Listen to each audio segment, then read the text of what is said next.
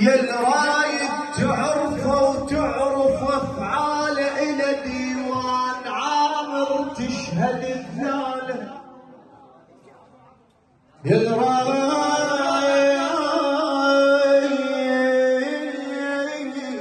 تعرفه وتعرف افعاله الى ديوان عامر تشهد مثاله. حاتم شنه حاتم والفخر والزود، بديوان الحسن تلقى الكرم موجود.